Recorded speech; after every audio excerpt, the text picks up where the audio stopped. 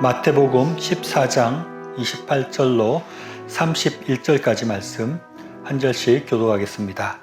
베드로가 대답하여 이르되 주여 만일 주님이시거든 나를 명하사 물 위로 오라 하소서 하니 오라 하시니 베드로가 배에 내려 물 위로 걸어서 예수께로 가되 바람을 보고 무서워 빠져가는지라 소리질러 이르되 주여 나를 구원하소서 하니 예수께서 즉시 손을 내밀어 그를 붙잡으시며 이르시되 믿음이 작은 자여 왜 의심하였느냐 하시고.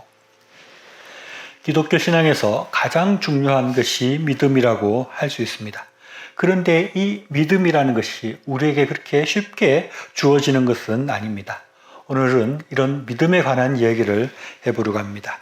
예수님의 12 제자 중에 가장 유명한 사람은 베드로라고 할 수 있습니다. 그래서 다른 제자들에 비해서 베드로에 관한 에피소드가 성경에서는 많이 나옵니다. 어떻게 보면 베드로가 중요한 인물이니까 베드로에 대해서 많이 기록했다라고도 볼 수 있지만 기본적으로 베드로가 많이 나서고 다른 사람들은 좀 비교적 얌전한데 베드로가 불쑥불쑥 나서는 부분들이 많아서 베드로의 에피소드가 많다고도 볼 수 있습니다. 그런데 베드로가 이렇게 불쑥불쑥 나서서 하는 행동들이 우리에게 아주 중요한 교훈을 줄 때도 많은 것 같습니다. 오늘 읽은 본문의 말씀에서도 베드로가 이렇게 불쑥 나서는 모습이 나옵니다. 예수님께서 혼자 기도하러 가시고 제자들만 배를 타고 갈릴리 바다를 건너고 있었는데 그때 풍랑이 심해져서 고생하고 있는데 예수님께서 바다를 걸어서 오시는 것을 제자들이 보게 됩니다. 그것을 보고 처음엔 놀랐는데 베드로가 예수님께 나도 바다를 건널 수 있게 해달라 말을 합니다. 그러니까 예수님께서 오라라고 말을 했는데 베드로가 그래서 물 위를 걷기를 시작을 했습니다. 그런데 물 위를 걷다 보니까 바람이 불고 풍랑이 치는 것을 보고 두려운 마음이 들었고 그러자 베드로의 몸이 점점 바다로 빠져 들어가는 것입니다. 그래서 베드로는 예수님께 구해달라고 소리를 지르게 되고 예수님께서 베드로의 팔을 붙들어서 건져주신다 하는 얘기입니다. 예수님께서 베드로의 팔을 붙들고 건져주시면서 믿음이 작은 자여 왜 의심하였느냐라고 말씀하십니다. 그런데 저는 여기서 예수님께서 믿음이 없는 자여라고 말하지 않고 믿음이 작은 자여라고 말씀했다는 것에 집중하게 됩니다. 정말로 베드로는 믿음이 없지는 않았습니다. 예수님을 믿었기 때문에 예수님께서 오라 할 때 바다를 향해서 발을 내밀 수 있었다고 생각을 합니다. 그러나 베드로는 믿음이 작았다는 것입니다. 믿음이 있기는 있었지만 충분하지 않았다는 것입니다. 믿음이 작았기 때문에 그는 계속해서 바다를 건널 수 없었고 바다에 빠지게 되었다는 것입니다. 만약에 베드로가 믿음이 작지 않고 충분한 믿음이 있었다면, 믿음이 아주 강하고 믿음이 많았다면 어떻게 되었을까요? 베드로는 물에 빠지지 않고 계속해서 예수님이 있는 곳까지 걸어갈 수 있었을 것입니다. 예수님은 이것뿐만 아니라 믿음이 적은 것에 대해서 자주 말씀하셨습니다. 마태복음 17장 말씀 보면 어떤 사람이 제자들에게 간질병 걸린 아들을 데리고 왔습니다. 그런데 제자들이 능히 고치지 못하니까 예수님께서 제자들을 책망하시고 그를 고쳐주었습니다. 나중에 제자들이 왜 우리는 고치지 못했느냐라고 말하니까 예수님께서 이렇게 말씀하십니다. 마태복음 17장 20절입니다.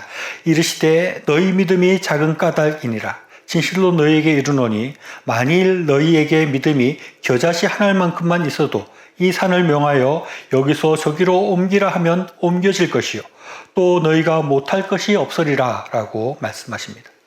예수님은 믿음이 작았기 때문에 간질병을 걸린 사람을 고칠 수 없다라고 말씀하시고 믿음이 있다면 산도 옮길 수 있다라고 말씀하시는 것입니다.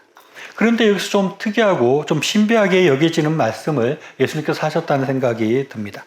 예수님의 말씀을 보면 마치 당연히 할 수 있는데 믿음이 없기 때문에 못했다 하는 것입니다. 예수님께서 간질병을 못 고친 제자들을 향해서 화를 내십니다. 마태복음 11장 17절입니다. 예수께서 대답하여 이르시되 믿음이 없고 패역한 세대여 내가 얼마나 너희와 함께 있으며 얼마나 너희에게 참으리요 그를 이리로 데려오라 이렇게 말씀하십니다. 예수님의 말씀을 보면 산도 너희가 옮길 수 있는데 간질병 하나 못 고치냐 하는 그런 뉘앙스인 것입니다. 마찬가지로 베드로에게도 너는 능히 바다를 건널 수 있는데, 바다를 걸어갈 수 있는데 네가 의심했기 때문에 네가 그걸 못했다라고 책망을 하시는 것입니다. 이것을 보면 매트릭스 영화 같은 데 보면 주인공이 자기가 특별한 사람이라고 주변에서 말하는데 그것을 믿지 못하다가 어느 순간 자기가 특별한 사람이라는 것을 깨닫게 되고 믿게 되고 나서 그가 굉장히 놀랍고 강한 그런 능력을 발휘하는 것을 보게 됩니다. 그런 영화들이 많이 있죠. 대단한 히어로인 것을 깨닫지 못하고 살아가다가 어느 순간 자기가 그런 대단한 사람인 것을 알고 놀라운 능력들을 발휘하는 그런 영화들이 많이 있는데 예수님께서는 어떻게 보면 우리에게 그런 이야기를 하고 있는 것 아닌가. 예수님께서 지금 말씀하시는 것이 마치 그런 것과 비슷한 것이 아닌가 하는 그런 생각이 듭니다. 우리가 믿음만 있으면 능히 우리는 바다도 건널 수 있다는 것입니다. 바다를 건널 수 있으니까 하늘도 날 수 있지 않을까. 매트릭스처럼 하늘도 날 수 있지 않을까. 그런 생각을 하는 것입니다. 간질병도 쉽게 고치고 산도 막 옮길 수 있고 믿음만 있으면 우리가 그런 사람이 될 수 있다. 그런 능력을 발휘할 수 있다라고 생각을 합니다. 그래서 예수님께서 너희가 당연히 무리를 걸을 수도 있고 간질병도 고칠 수 있고 산도 옮길 수 있는 사람들인데 왜 이렇게 하느냐라고 화를 내시면서까지 책망을 하신다고 생각할 수 있습니다. 저는 이런 것을 보면서 좀 이상한 상상을 하게 됩니다. 원래 사람들은 다 물을 걸을 수 있다는 것입니다. 병도 고칠 수 있고 산도 옮길 수 있는 그런 놀라운 힘을 가지고 있는데 사람들이 믿음이 없기 때문에 그것을 발휘하지 못하고 있다. 그런 것은 아닐까 하는 생각이 들고 또 그런 생각을 하면 더 상상의 나래를 펼치면 사람들이 막 수시로 사람들이 다 믿음이 좋다면은 이 사람은 산을 이쪽으로 옮겼다가 저 사람은 저쪽으로 산을 옮겼다가 그럴 수도 있지 않을까. 그러면 막 또 세상이 좀 엉망이 되는 거 아닌가 이런 이상한 생각들을 해보게 됩니다. 그런데 다행인지 어떤지 그렇게 무리를 걷는 사람들도 없고 하늘을 나르는 사람들도 없고 산을 옮기는 사람들도 거의 없습니다.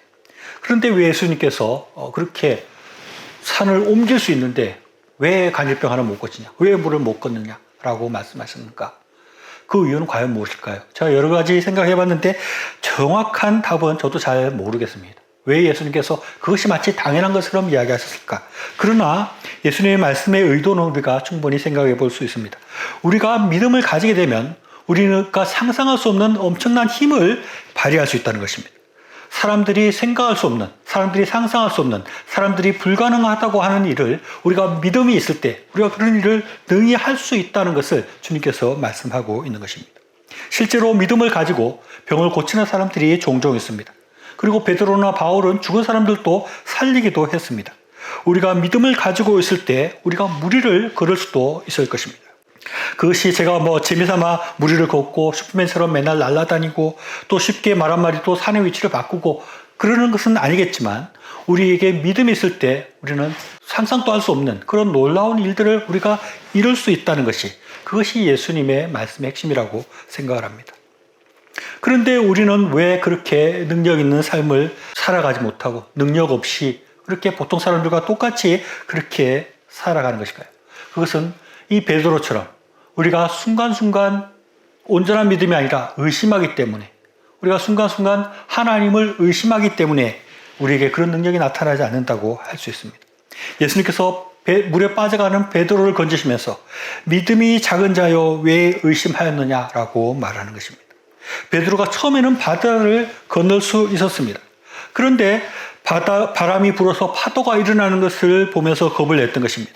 자기를 둘러싸고 있는 여러 가지 환경들을 보면서 어떻게 보면 정신을 차린 것입니다. 아니 저 파도가 지금 나에게 오고 있는데 저 파도가 나를 치면 나는 물에 빠질 텐데 내가 어떻게 해야 되나 그런 것을 생각할 때 그의 마음속에 의심이 생기기 시작을 하고 하나님께서 구하시는 것 그것을 생각하는 것이 아니라 내가 물에 빠지는 것을 생각했다는 것입니다. 어떻게 보면 굉장히 좀 베드로의 그 생각 과정이 아이러니합니다. 자기가 이미 바다를 걸어가고 있는데 그 자체가 굉장히 놀라운 일임에도 불구하고 베드로는 옆에 파도가 오는 것을 보고 그것을 두려워했다는 것입니다. 의심이라는 것이 그런 것 같습니다. 우리가 하나님을 믿고 지금 살아가고 있는데 우리 주변에 조그마한 일들이 일어날 때마다 우리의 마음을 흔들고 그것 때문에 우리가 죽을 것이라는 그런 생각들, 그런 불신앙의 생각들, 그런 의심의 생각들이 드는 것입니다. 우리의 삶 가운데 이런 일들이 아주 많이 있습니다. 우리가 하나님을 믿는 믿음이 있다고 생각하고, 하나님께서 나를 도우시고, 하나님께서 나를 구하시고, 하나님께서 나를 건지실 것이라는 것을 생각하면서 살아가지만 그 믿음을 온전히 지키지 못하고 중간중간 또 수시로 풍랑이 일 때마다, 풍랑을 볼 때마다 우리의 마음은 흔들리게 되고, 우리의 믿음은 깨어지게 되고, 우리의 믿음은 약해져서 우리가 능력을 발휘하지 못하게 된다는 것입니다. 우리가 믿음을 갖고 나아가지만, 그래서 몇 발자국은 믿음을 가지고 나아가지만 순간순간 우리의 마음이 흔들려서 그야말로 믿음과 의심이 교차하는 그런 삶의 모습을 보일 때가 많이 있는 것입니다. 우리의 삶 가운데 꼭 신앙이 부족한 사람들 뿐만 아니라 저를 비롯한 모든 사람들, 거의 대부분의 사람들이 항상 이 믿음과 의심 가운데 흔들리는 그런 삶을 살아갑니다. 그렇지 않고 온전히 믿음만 가지고 살아간다면 그런 사람은 굉장한 능력을 발휘할 것입니다. 우리가 믿음을 가지고 살아간다 할 때 우리 주변에는 항상 풍랑이 있고 그 나를 집어삼킬 만한 그런 풍랑들이 우리를 위해서, 우리를 향해서 다가오는 것을 우리가 보고 우리의 마음이 흔들리는 것입니다. 그럴 때 처음에는 하나님께서 나와 함께 하신다, 하나님께서 나를 도우신다, 하나님께서 나를 건져주실 거야 라고 생각을 하지만 그 하나님의 도우심이 우리 생각보다 늦게 오고 하나님께서 구하시는 것들이 금방 눈에 보이지 않게 될 때 하나님께서 나를 도우시지 못하나 봐, 하나님께서는 안 도우시나 봐, 하나님의 도움은 없나 봐, 더 나아가서 하나님이 없나 봐 하는 그런 의심까지도 나아가게 되는 것입니다. 그럴 때 그런 사람에게는 하나님의 능력이 나타날 수 없는 것입니다. 우리 가운데 항상 이런 의심과 믿음이 우리에게 교차되어지고 그런 것들이 우리 마음속에 있게 될 때 우리가 의심하는 것이 아니라 하나님의 믿음을 더 붙들고 나아가야 됩니다. 베드로가 물에 빠지는 그 과정들을 잘 살펴보면 성경은 베드로가 무서워서 빠져간다라고 말을 합니다. 이 빠져간다는 것이 단순히 물에 빠지는 것을 이야기하는 것이 아니라고 생각합니다. 이 빠지는 것이 현실의 그 걱정들, 우리 앞을 다가오는 그 위험한 것들, 그런 생각과 그런 걱정과 그 두려움에 빠지는 것이라고 할 수 있습니다. 우리가 파도를 바라보고 파도에게 빠진다는 것은 그 염려를 바라보고 그 걱정거리를 바라보고 그 염려와 걱정에 빠져 들어가는 것입니다. 그것이 물에 빠지는 것이 아닐까라고 생각할 수 있습니다. 이렇게 사람들이 그 염려의 늪에, 그 파도에, 그 물에 빠져들게 될 때 우리는 물 위를 걸을 수 없게 되고 우리는 병을 고칠 수 없게 되고 우리는 산을 옮길 수 있는 그런 능력 있는 상태로부터 멀어질 수밖에 없는 것입니다. 그런 의심이 있을 때 하나님의 능력은 나타날 수 없습니다. 우리에게 늘 이런 의심들이 우리에게 다가오고 한쪽 구석에는 하나님을 믿는 마음이 있고 한쪽으로는 의심하는 마음이 있을 때 우리는 의심을 떨쳐버리고 믿음을 붙드는 그런 삶을 살아야 됩니다. 하나님을 온전히 믿을 때 우리는 무리를 걸을 수 있는 것입니다. 우리 속에 의심이 찾아올 때 그 의심할 것들, 그 파도들, 걱정들 그런 것을 우리가 생각하면 그 물속으로 빠져들 수밖에 없으나 우리가 하나님을 바라볼 때 무리를 걸을 수 있는 것입니다. 우리에게 여러 가지 어려움들이 닥쳐옵니다. 많은 문제들이 있고 어떤 문제들은 도저히 내 힘으로 극복할 수 없을 것 같은 그런 문제들이 우리에게 닥쳐옵니다. 그럴 때 그 문제에 집중하는 것이 아니라 하나님을 바라볼 수 있어야 됩니다. 하나님을 온전히 믿을 때 우리는 무리를 걸을 수 있게 되는 것입니다.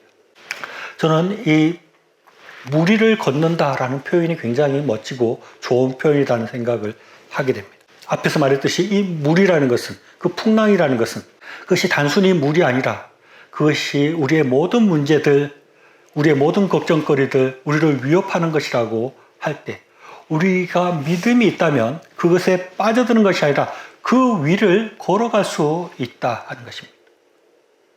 하나님에 대한 믿음이 있을 때 우리는 그 모든 문제들을 짓밟고 걸어갈 수 있게 되는 것입니다.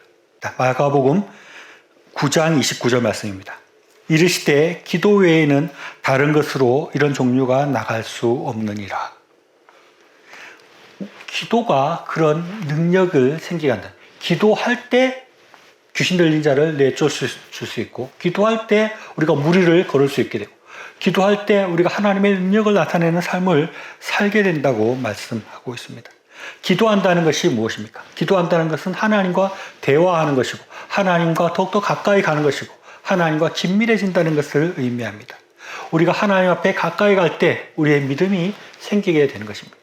그래서 우리가 늘 하나님 앞에 기도하고 찬송하고 하나님 말씀을 읽으면서 하나님과 가까이 나아가려고 해야 됩니다. 그렇게 할 때 우리 속에 믿음이 더욱더 강하여지게 되고, 그래서 우리가 무리를 걸어갈 수 있게 되는 것입니다.